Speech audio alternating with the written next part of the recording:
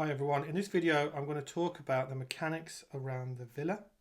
The reason for that is the villa has its own part of the player turn, and I'm going to use a very simple example here to demonstrate the core key mechanics.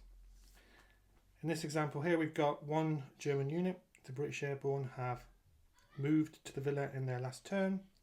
They've performed combat, and let's suppose that the Germans are still here, or maybe they were two units and they've defeated one. Doesn't matter. In this example I just want to demonstrate how taking a prisoner works first. So it works exactly like normal combat. You would roll 2 dice for the German there, and then you would be rolling your, rather than using your attack value like you would in combat, you use your morale value. So let's suppose the Germans get a 4 and a 5, and this British unit here has a morale value of 2. They would roll 2 dice, and let's say they get a 6 and a 1. Well, the highest number the Germans got was the 5. The 6 is equal or more than the 5. So that is removed, and instead now the Allies have a prisoner. The prisoner gives an extra victory point, bonus victory points, to working out the overall score at the end of the game. You don't have to take a prisoner, but it's thematic, and if you want all the victory points, do it. Now, just to go over that again, just with another edge case, let's suppose the Germans got the same 6 and a 1, the British only get 5. They want to take the prisoner, and instead they can use a point here, a bravery point, and they can bump that to 6, just like normal combat, and they can take the prisoner in that way as well. Here we go, prisoner taken. Excellent. The idea in the history was that they captured prisoners really to help the scientists back home to figure out the intricacies of the radar, and this game represents that with that mechanic. Once you've resolved taking the prisoner or not, doesn't matter, you'll then move into the trying to dismantle the radar and take the radar parts. How that works is a very simple chart table that you'll be using, and you need, with a 2d6, a 9 or more.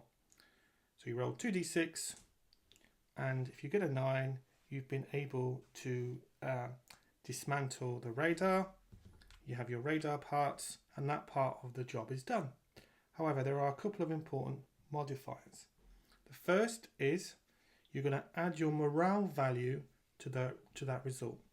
So you need a 9, so let's suppose you get an 8. Well, 8, and let's suppose this counter here has a morale of 2, so 8 plus 2 is 10. 10 is equal or more than 9, so you get the radar parts. If you score, let's say you get a 5, even with plus 2, you're still only at 7. It's not enough to get the radar parts. You don't get them. You can try again your next turn, but you don't get them this turn.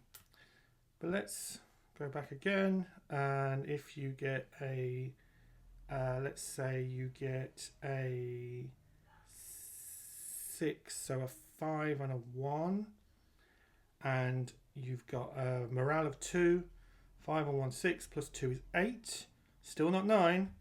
You can use, you get it, a bravery point to bump you up to 9 to get the radar parts. There is another modifier. In this example here, there's a German infantry counter, still, hasn't been taken a prisoner, hasn't been defeated in combat, it's still there. So when you roll your dice to get your radar parts, needing that 9, you will subtract 1 for the 1 counter. If there were 2 counters there, you subtract 2, and so forth and so forth. So as you can see, the more enemy counters in the villa with you, the harder it is to get the radar parts. The higher the morale of the squad, the easier it is to get the radar parts. So you ideally would be using a squad that has a high morale value to get the parts. Only one squad can get the parts. So if you happen to have 2 squads in there, and let's say A's morale is 3, the highest, and E is 1, then use the one with the highest morale to try and get the radar parts. It's entirely up to you. And that's part of the strategy of the game, working out what each squad, what their job is to do. And that's reflective of the history. You know, they'd already worked out the orders, if you will, what each squad was meant to do. And this game simulates that as a game, of course, in this manner. So hopefully that will help you understand how they're taking the prisoner. And in the same turn, let's run backwards a little bit. Let's suppose we've got our squad A, got a German in here. We want to take the prisoner. We're successful. Got the prisoner. And we want to take the radar parts. And we're successful all in the same turn. You can absolutely do all that. It makes sense to remove the enemy from the villa before doing so. But you don't have to. You can if you want. You don't have to try and take a prisoner. You don't have to try and take the radar parts. It's entirely your choice as to when you do them. The one thing that it is designed is that you do it in that order. So try and take a prisoner first. If successful or unsuccessful, doesn't matter, then you can have a crack at doing the radar. You can't try to do the radar before trying to take the prisoner, if that makes sense. And the reason for that is A, to streamline the design, but also it's more reflective of the history. And that's probably a good overview of the important mechanics to the villa. I haven't probably described every single bit, but it gives you a good overview of how the villa section works. So get the prisoner, get the radar, and then you can move into the next zone and carry on trying to get the prisoner and the radar to the beach exit. I should point out, if by any chance this squad with the prisoner and the radar parts is defeated and removed from play, then the prisoner is returned back to the enemy, and the radar parts, you lose them.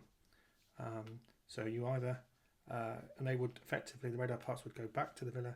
You either have another crack at it, which you can do, or admit defeat and call it a day and go and have a cup of tea. But should that happen, so it is part of the game is to protect the squad with the prisoner and the radar parts. You can, if you want, if you happen to have two squads in the same square, you can hand them over effectively between the two squads if you want to. They actually used a sledge to move the radar parts, and it's quite difficult. So that's why we've got this mechanic around. If you lose them, they go back. It's just reflects that the risk involved in moving those parts, and they had to move them all the way along the cliff face down to the beach exit.